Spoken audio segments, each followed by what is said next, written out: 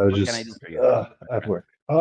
So I just honestly had a few questions. So Of I course. myself, I grew up in like a Catholic kind of background. And then as I've gotten older, I've kind of met a lot of Muslims and they've kind of been talking to me and kind of guiding me through some things. Sure. So I started kind of reading the Quran and looking into it, and I've been very fascinated. And he keeps asking me kind of like, why aren't you a Muslim yet? And what's like kind of the next bridging gap to get there? Sure. And one question I've always had was I'm a little confused. I'm not trying to be like accusatory or anything, but about Uthman and like the destroying of the Quran and then kind of making kind of the proper Quran. And I was just kind of curious about kind of the background about that. Mm-hmm. So there is no making of the proper Quran done by Uthman radiallahu anh. The Prophet ﷺ, the Quran was revealed in 23 years. So it was not revealed as one book. It was revealed different verses, different chapters, etc. Now, whenever a verse was revealed, Prophet ﷺ had groups of companions that are called writers of revelation. Now, we have their names. We know who these people are, like Zayd ibn Thabit, Uthman ibn Affan, Ali ibn Abi Talib. We have their names. We know who they are. We know their biographies, etc. Now, these people, the Prophet would call them and will tell them, command them to write the verses of the revelation. Okay? So that wasn't the life of the Prophet. Meaning the Quran was written, all of it, in the life of the Prophet, in his presence and by his command. Okay? Not only that, the Prophet and the people, they memorized the verses of the Quran after the revelation. So today you have millions of people who memorize the Quran, letter by letter, all of it, from beginning to end. And all of these people have what we call ijaza, which is a certificate of their memorization, which has the names of their teachers, the teachers of their teachers, all the way back to the Prophet. So i.e. the source of where they took the Quran from.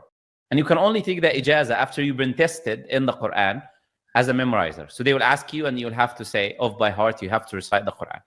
If you don't do that, you don't get that certificate. And this is the case with all of these people in the chain of narration. Now we have millions of people with these certificates today, alive today, that we observe. Now this tradition was there from the life of the Prophet.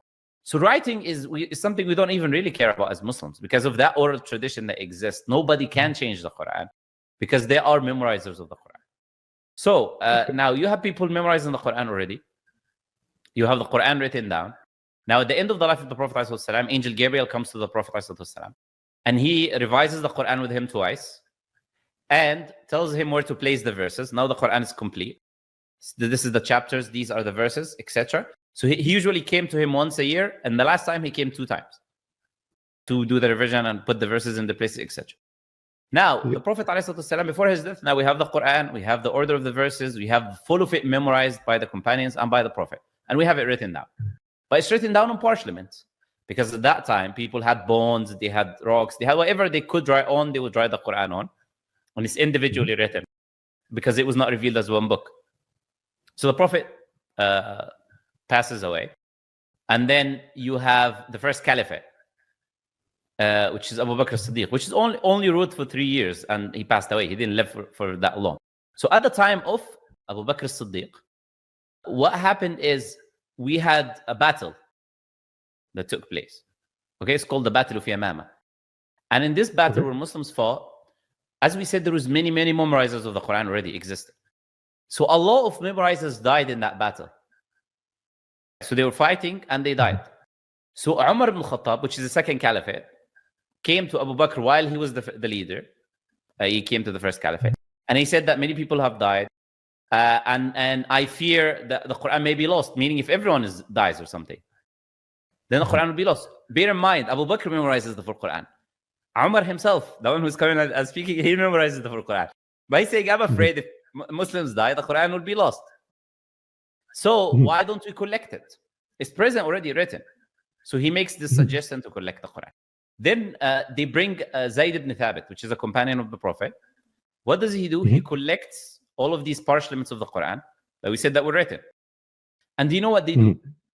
For every verse, and now bear in mind, we're talking about barely 1 year after the Prophet's death or 2 years. We're not talking about like years and years and years. We're talking about just after the Prophet passes away. Then Zayd ibn Thabit, what he does is this. With his committee, every single person that brings one verse of the Quran, They already memorized the Quran, so they know what is the Quran. But they still apply this criteria. They said every single person who will bring a written verse, he needs to have 2 witnesses that saw him taking that verse from the Prophet. Why are they doing that? To ensure that nobody comes later and say, oh, this is that. Not because they already have the Quran, but they went to that extent to make sure to not leave any room of doubt. Okay. So for every single verse, they brought 2 witnesses, the testifying that, okay, we saw this person take this verse from the Prophet. Now they have the Quran collected. Now the Quran is there. Now you have the time of the second caliphate, which is Umar ibn Khattab. And then you have the time of Uthman ibn Affan, which is what you're talking about, the third caliphate of Islam. Now the Quran is already there. Collected is in the house of Hafsa, now the daughter of Umar, is there.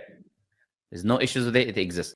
Now what Uthman ibn Affan did is he made standard copies and sent, because now Islam widespread everywhere, right? You know, I'm sure you heard probably about Islam's expansion later, right? You had all the way from China to Spain, like you had this huge empire. So because Islam's widespread so much, what Uthman ibn Affan did is he made these book form copies of the Quran, and he sent to different regions of the Muslims. Like he sent to Levant, he sent to Iraq, he sent to different places. And then, so people can, this is the source now. And whatever these copies that he made, he brought Zayd ibn Thabit, remember that name? The same person who collected the time of Abu Bakr. He brought him to oversee these copies that are made. And then he sent these copies to different regions, so Muslims can have a copy they can rely on. It's a copy of the original, which they can rely on. And the original from Hafsa remained. Still there. That was written on the time of the Prophet. That stayed all the way until 50 or 60 AH, 20, 30 years after Uthman. And bear in mind, there was already millions of memorizers of the Quran. Nobody was concerned about the text anyways, the written text, because everyone was there. Anyone would go to the mosque, and there are people who teach the Quran, and then people who learn the Quran, and there's the concept that I told you about ijazah, give them permission that now you can teach the Quran as well. This tradition was always there, so nobody needed to rely on the writing anyways. So that is a kind of overview like of history, right? From beginning to end, so just we don't miss any points. So and that was actually phenomenal. Yeah, and that Uthmanic Mus'haf is what we have copies of today. So what all the copies that we have from the 1st century onwards, like the Sana'a manuscripts, which are 15,000 parchments, date back to 950 Qur'ans from the 1st century onwards. A top copy, which is from the late 1st century. All of these manuscripts that we have are the same Uthmanic text, and they have the same Quran that we have today. The Birmingham parchment, the small parchment that we have in the Museum of Birmingham, which has from chapter 2 of the Quran, is carbon dated to the life of the Prophet himself. And it has the same Quran that we're reading today. So Muslims have no issues when it comes to whether it is written or oral preservation of the Quran. But we don't rely on the written as a primary source anyways. Okay. Oh, that's phenomenal explanation then. Because I got really confused there. So that really adds a lot of kind of context to it. No issues. Absolutely no issues. Is there any other questions that you struggle with or something? I did. This is mostly just because I haven't done my research as well, and I could definitely deep dive farther into it. But so my understanding of Jesus comes from just primarily the gospel, right? Especially with my background, that's where I've known him, and from the New Testament of the Bible. I was curious because my understanding is that Muslims kind of will see Jesus as a prophet, right? Sent by Allah. And I was curious about, do you also pull from the gospel, or are there kind of other areas that Muslims will go to kind of read about Jesus or kind of find their instructions or what he was saying? To be fair, the Muslims will only use a biblical description of Jesus when they talk to other Christians. Only. And the only reason they do that is because the Christians believe in the Bible. So Muslims be like, you believe in the Bible, but the Jesus in your own Bible disagrees with you. So that's the only reason when Muslims would quote Jesus from the Bible, to demonstrate that what Christians believe about him is not accurate according to what he said in their own book. That's the only reason Muslims will be reading that. When it comes to our own belief, when it comes to what Jesus said or did, we rely on the Quran as a primary method. We are agnostic about anything the Bible says about Jesus that contradicts Islam. We reject, if it doesn't contradict or agree with what Islam says, we're agnostic about it. We don't use it as a source of reliable information because it's written by unknown people and it's been changed according to Christian scholars themselves. So we cannot rely on it attributing to Jesus what he did or what he didn't do. So we rely on the Quran, which we have enough of a description of what Jesus did in the Quran, and even about his second coming in the future, etc. All of that. There's the story of his birth, from his virgin birth, what he said to the people, what he preached to the children of Israel, miracles he did. All of these things are there. Even things in the Day of Judgment, like when Allah will ask him in the Day of Judgment, and what he will say in response, etc. So there is more than sufficient, we say, information about Jesus in the Quran that suffices us for anyone who wants to learn about him. Okay. Well, that makes sense then. Sorry, I'm kind of just all over the place now. I'm a little excited. How do you see Jesus, since you say from Christian background?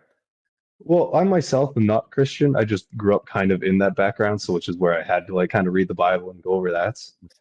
So as I've becoming kind of understanding more of Islam, it's kind of skewed my kind of view of him. Not like in a negative way, I'm just meaning away from that kind of, being God himself kind of way. And then, but some other things, is it okay if I kind of go to another question? Just because, sorry, my grasp of knowledge isn't very deep on no this problem. one. Another one as well. So I've been reading the Quran a bit. So I was recommended to start from kind of the back to the front, just because it's smaller and kind of easier to digest. And I don't know if that's the best way to do it. I'm on, I think 78 now, somewhere in there. But is your recommendation kind of the same, or do you say start from the front and go to the back? How would you recommend it for a new kind of person getting into Islam? I wouldn't necessarily give that recommendation, especially for someone who comes from a Christian background, because chapter 2 talks about Adam and his creation, and then the story of Adam, and then it goes into a description of Moses as well.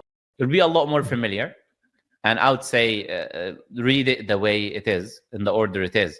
And I don't agree with the lazy approach many people would want to take. Let's read what's smaller.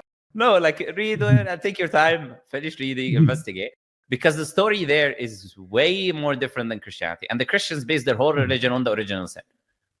And this original sin concept is completely refuted in the beginning of the Quran. So I wouldn't want to miss that for someone who has a Christian background and tell him go read from the smaller chapters of the Quran, talks about the afterlife or the attributes of Allah, etc. I wouldn't give that description personally. Okay. Read it the way it was intended, kind of concept. Yeah, you could say that. Yeah. I wouldn't claim it the way it's intended. I would just say the way chapter 1, 2, 3, just read. Okay, fair, yeah. Yes. Absolutely. And then here, I'll kind of finish it off with this last one, just because I don't want to take up too much of your time. That's fine. I was reading as well of, wine, like alcohol is, haram. Not supposed to drink any alcohol, right? And so this is kind of a two-parter question, just for an understanding's sake of, I would like to know kind of the deeper concept behind that, because my understanding is that it's so it doesn't kind of mess or warp with your head and understanding, and you can't really worship when you're in that state. And then the second part is just clarification on that first part. And then the second part is, in the Quran, it talks about when you get to Jahannam, there is a river of wine. And when I asked in Iman about it, he mentioned that it's non-alcoholic and it's made pure. Yes. Or sorry, my pronunciation. Because Jahannam is hellfire, So I get what you're saying. Yeah, it's okay. It's all right. It's no problem. I guess it's an Arabic word, so it's not like your language. So I understand. Yes. Oh well, thank you. So you said when what Imam was saying. Yes. You asked him about. Oh, sorry. He was saying that it was Allah's wine and it was pure and non-alcoholic. Sure. And I was just kind of looking for clarification on kind of those 2 points. Sure. Okay. So, all right. First thing we say is the Quran is a revelation of Allah, and meaning revelation of God. And if something is a revelation of God, then God has attributes. One of those attributes is the all-knowing, the all-wise. So by extension, we submit to the commands of Allah, not necessarily due to the explanations of why Allah made that command, because Allah does not need to justify himself to us. So it's not like in a position, okay, imagine when you, even you have someone saying to his wife, do this, she would probably do it without asking. But imagine, okay, why do I have to do this? Why do I have to do that? We don't have this kind of idea when it comes to the Creator. It's a relationship of subordination. We understand who Allah is, the attributes that He has. He doesn't need to justify or explain, oh, that's why you need to do that. If this was the case, then it would not be a relationship of submission and creation and Creator. So we accept the commands of Allah coming from that aspect first. So I'm saying that is the reason we follow. Now, can we see wisdoms as human beings using our intelligence? Wisdoms of why Allah would make that command? Yes, we can. But we cannot know all the wisdoms because that is now the Creator's realm. That's not the realm of human beings. But let's see what wisdoms can we see. Very easy wisdoms. Okay, first, I'll ask you this question. Is alcohol, any amount of it, let's talk about the subject first. Any amount is beneficial for a human being? Any amount? Nope, all negative. Sure. So there was a recent study that they published in the Daily Mail and other places that 0.000 amount of alcohol is beneficial for you. Meaning no alcohol is beneficial for you, to put it simply. Refuting that very fake quote-unquote study that was all, some wine is good for your heart, which was there so people can buy wine, essentially. But that was why they said it anyways. So there's no amount of alcohol is good for you. Kidney failure, bad for your skin, one of the main causes of cancer. It's just bad for you in every single way possible. It's essentially rotten fruit. You leave the fruit to rot, and then you essentially, that's what it is. People might not want to accept it, but this is the case. It's rotten fruit. You're drinking rotten fruit. So it's not beneficial for you. It is harmful for you as a subject, as an individual. Now, when it comes to the effects of alcohol, is any of the effects of alcohol good for society, other people now? Definitely not. Okay, definitely not. So why definitely not? You look, you have domestic abuse in the household. I just watch England when England loses a football match. Look what they do to their wives. You have the study by the UN called Women Abused Every Day, Everywhere, which is only about countries in the Western countries and the US, which shows you the amount of women abused and the abuse that takes place to them. And a big role in that is alcohol, because you're no longer conscious. Alcohol covers your mind. That doesn't mean you're not accountable. You are accountable because you're the one who chose to drink. So you have domestic abuse. You have drinking and driving, killing yourself and people on the road. You have crimes. You have, for example, the Metropolitan Police. They said 60 to 70% of the knife crimes comes from people under influence. Drugs or alcohol doing the same effect, essentially covering your mind. So you are harming other people because you are not there. You're fighting with other people, harming other people. Harm on a huge societal basis. Now, is that it? No. Alcohol always comes with things which are not good. You drink, you go and gamble. You drink, you commit fornication, and then you have kids, and those kids, you end up, what are you doing? You end up killing them, which they call abortion these days. Killing children, essentially. You have this drunk woman that had, intercourse. She didn't use any prevention, pregnancy prevention, and then she ends up being pregnant. It's a mistake, so let me abort. It's like mission abort button, as if it's not a human being or something.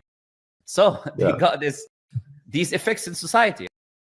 Wherever alcohol is linked to it, it's always something bad. So the alcohol is the mother of all evil for that, because the minute you do it covers your mind, you do everything bad. So it is from the work of Satan. That's how Allah Azza wa Jal describes it in the Quran. And that's why Allah says, don't even come near it. Let alone drinking it, don't even come near it, right? So that is a very basic, I would say, worldview when it comes to the idea of why, like the wisdom, some of the wisdoms, there's many more, but some of the wisdoms we can see as human beings of the prohibition of such a substance. And some people can say, I drink a little bit, I'm not an alcoholic. But nobody starts as an alcoholic. Everyone starts by drinking a little bit.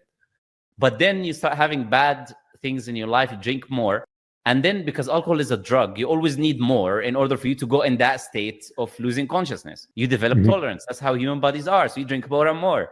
And then you end up becoming an alcoholic. That's how every alcoholic becomes an alcoholic. So you telling me, I'm a responsible drinker. Every alcoholic was a responsible drinker. That's not an argument, basically, from that some people make. Because any amount is harmful for you. Now, when it comes to the alcohol in paradise, Allah explicitly mentions in the Quran that alcohol is not, like alcohol you're going to drink is going to be sour and you're going to be like, making these facial expressions after you drink it, right? That's not going to be that. The alcohol, Allah says in the Quran, it's not going to give you these effects of losing consciousness and mind, or the after effects, the hangovers that people have and throwing up every morning, which is another thing you can add to the problems of alcohol list, You're not going to have that in the alcohol of paradise. So anything in the Quran that has the same name of something that exists in this life, it's unlike it in paradise.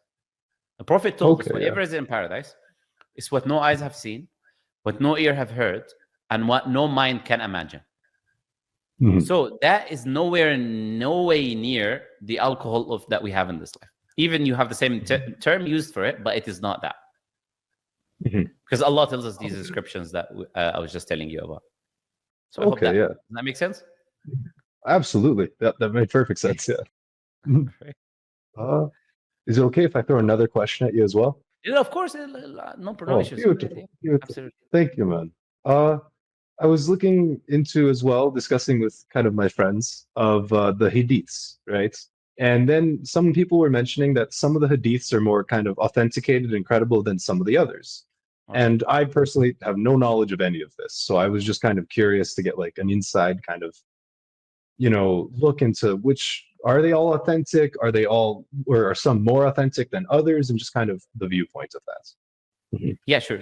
So a hadith is what is narrated from the Prophet, authentically narrated from the Prophet, from his actions, his sayings, things he approved of, or his description.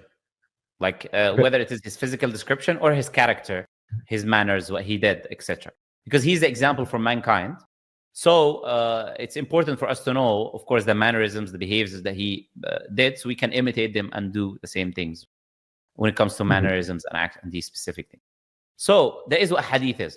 So that hadith essentially is composed of two parts. The text, i.e. what the Prophet said, what he did, what he approved of, the event, what took place. We call that matn. And then we have the other part, which we call sanad, which is a chain of transmission. Who transmitted this information? Who told us this event or this thing that the Prophet did? Who said that? So we have something called a chain of narration. It will be has to be someone who met the Prophet, saw him, did what he did. And then this chain of transmission, you need to have someone who met the person who met the Prophet, then someone who met him, etc., until it reaches who gave us the event. Now, this is the case with every single narration we take from the Prophet. Even if that narration was, do this only. These two words. For these two words, we need a chain of narration of reliable individuals. That's it.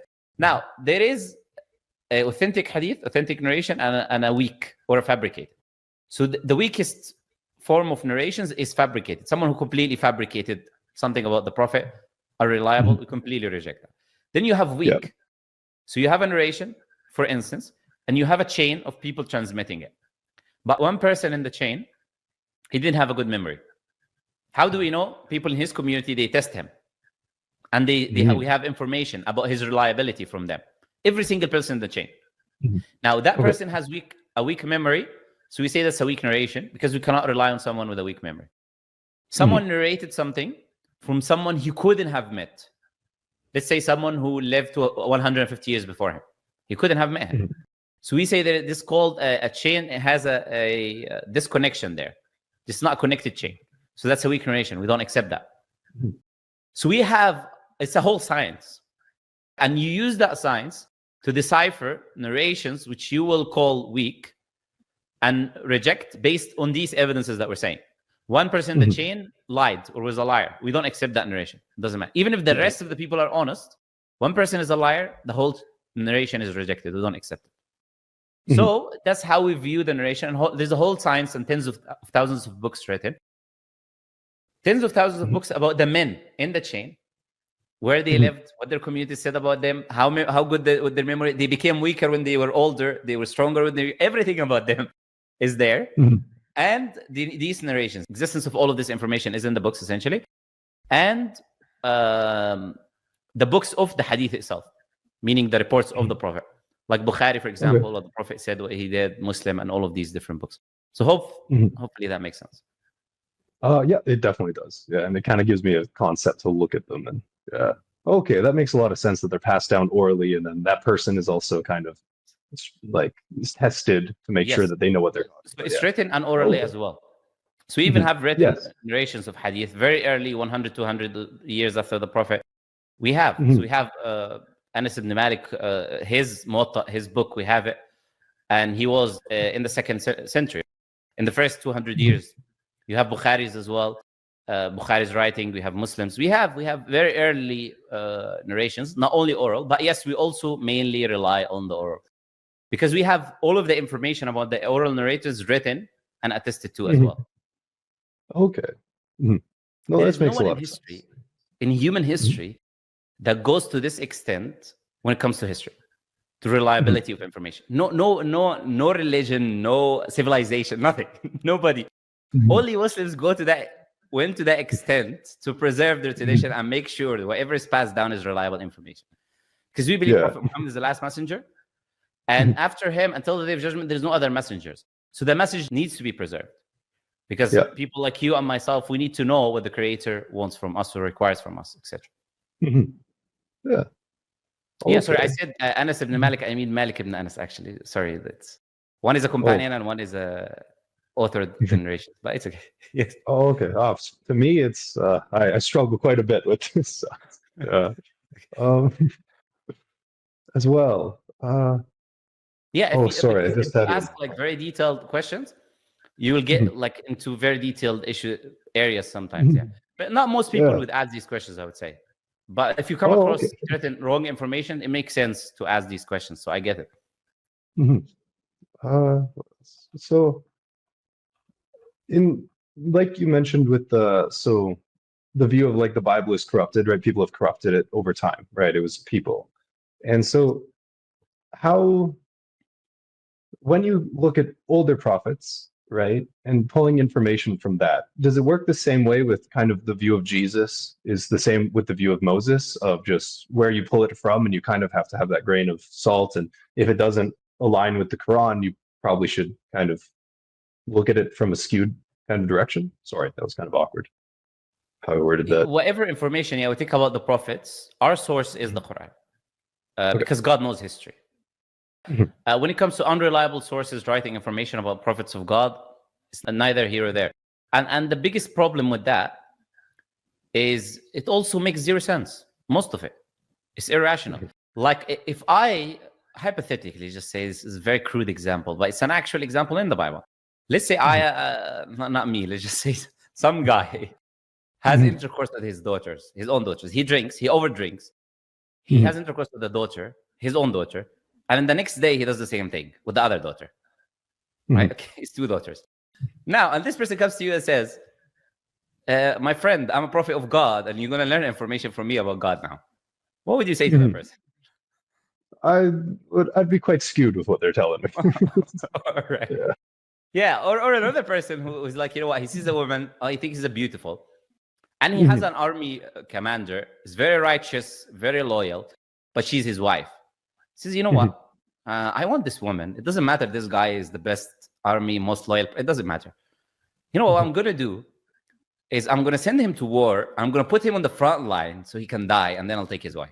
Oh, yeah. Right? And when he dies, you go and you have fornication with his wife. And when you have a child, they use the word "be" for it. I'm not going to even say it, right? For that child that comes from these illegal relationships. Now that child is a prophet of God, and you're also a prophet of God, the one who sent the army leader to die. Yeah, and then we're coming to teach you information. Yeah. Would you take that? Look, we just say rational, like logic, basic reasoning. You know, when God sends prophets and messengers, He's not going to choose someone who will do everything wrong under the sun. So you say we don't take information from you. He'll send people which can be examples for mankind, which will be easy for you because God wants you to be guided, to accept the message from them. That's why even if you use common sense, we don't even need to go into whether this disagrees with the Quran or not. And all of this nonsense, none of it exists in Islam about the prophets. We have the stories of the prophets. None of them do any of these things because these are absolutely impossible to be described to people that you claim is actually prophets of God and people learn from them. Yeah. I love that you pulled them right from the Bible. Yeah, no. You know, the interesting thing is this: is Lot, for example. We talked about the daughters, and he's called a righteous servant. in the Bible. Yeah. Like, and by the way, another prophet, if you want to talk about Abraham, he married his sister. Yep. So, that's what you always to say, you know? He married his own blood sister. The Bible mentions that. You don't call it half sister, whatever, but still a sister, his sister. And he married it. Like, come on, just call some common sense. You're not going to accept this information about prophets of God.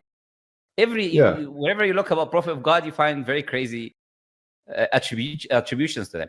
And it would make perfect sense for the people, that nation that these prophets were sent to, which were a corrupt nation. They worship the calf. They changed the revelation of God multiple times. They killed prophets of God. Of course, they're going to change and attribute the worst things to the prophets. They attribute the worst things to God himself. Why wouldn't they do it to the prophets? They said God is defeated by Jacob in a wrestling match. He forgets and he needs to be remembered. He regrets the decisions that he made. The rainbow reminds him when he forgets. All of this nonsense that they describe to God. So let alone prophets. Humans are not going to, you're not going to be safe from their changes if they ascribe these things to God.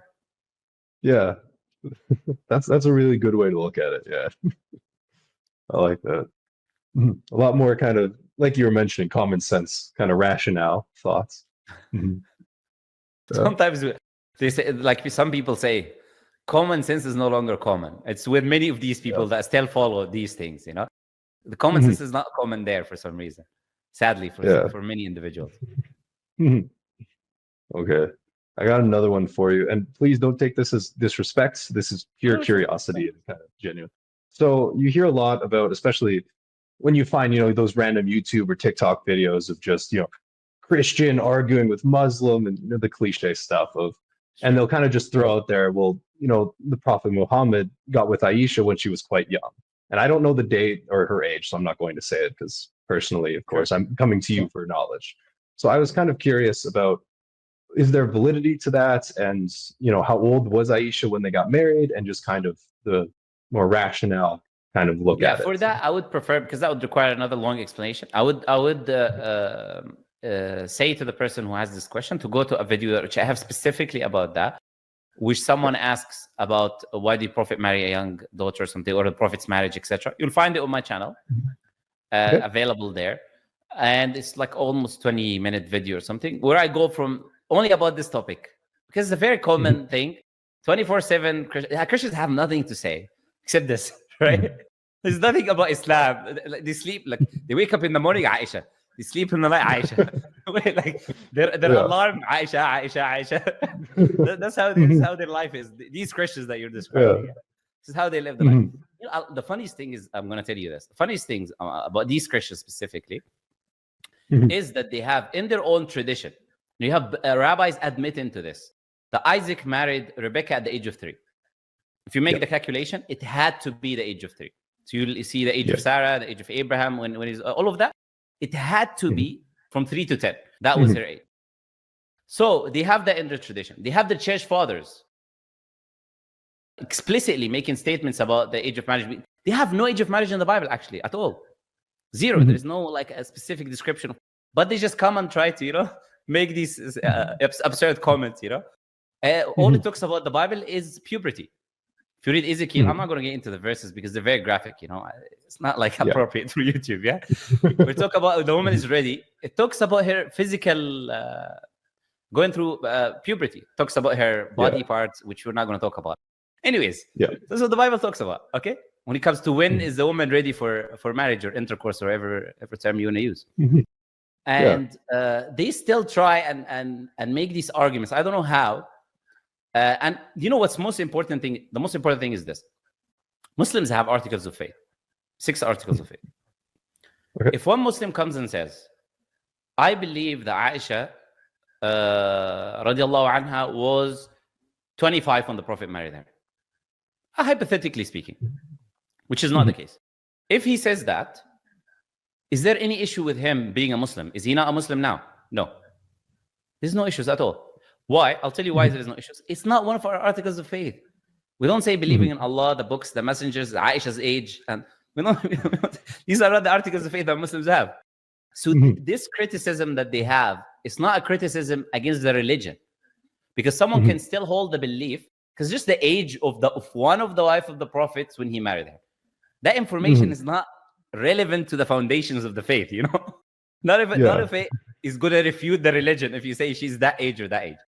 But this is the only thing they can hold on to, clutch to straws, because they have no substance when it comes to arguing actual foundations, like the reliability of their scriptures, evidences for their beliefs, that they have their creeds. This is what we argue when we come to arguments from a Muslim perspective. Yeah. So watching that video would be perfect if you'd like to like the whole details of it as well. But I'm just giving you an overview as to why this is not even an important matter to discuss. Yeah, it's kind of just a bad preference, but like Hail Mary, they're just throwing it out there. Red herring, like some people would say. Yes. Yeah, exactly. Yes. Okay, no, that's great. I'll probably just definitely watch the video, because I've always been kind of curious about the background for that. Yeah. Well, thank you so much. I'll give you one hint from the video. Are you from the US? Canada, yeah. Canada, okay. So do you know the legal age of marriage? That's the only hint I'm going to give you from the video, and then you can watch the video. Do you know the legal age of marriage in the 1800s in the US and in the UK? I don't know. No. So you have William Blackstone. Who's William Blackstone? William Blackstone was a jurist in the 1800s, and they teach his books in Cambridge, and anyone who's studying law, they teach his books because he was a jurist and he wrote about law. So he has a book called Commentaries on the British Law of England. So he comments on the law at that time in the 1800s. Now he says in his book, in page 110, a woman can be given in marriage at the age of 7, entitled to dowry at the age of 9. So the legal age of marriage in the UK in the 1800s, now we're not talking about 1,400 years ago, we're talking about 200 years ago. Yeah. It was 7 yeyears old. In Delaware, it was 7. And it was 10 generally in the US, in the Bible Belt, Texas, and these places. It was 10 years old. Now, a lot of the people are completely in a different world. They don't understand that human history was something. And today, development of women and their psychology and their mentality and marriage in society is a completely different thing. So applying these standards is called it's a fallacy called presentism. Applying the morality of today or the standards of today when things are different to the past, it's fallacious reason. But I'll let you watch the video, as I said, where I go into details about that. Okay, phenomenal. Thank you. No problem. Well, here, I'll probably skedaddle. I'm supposed to be working. No issues. But thank you so much for your time. I really appreciate it. No issues. And you're welcome to be Muslim anytime, because I know your friend, he tells you why you're not Muslim yet. So I hope we dealt with the preventions, whatever was preventing you from taking that step. And anytime you're welcome to come back if you'd like to become Muslim or inquire about that or anything. And I'm sure your friend is also there. It was a pleasure talking to you, my friend. All right. See you. All right. Thank you so much. Have a great day. No problem.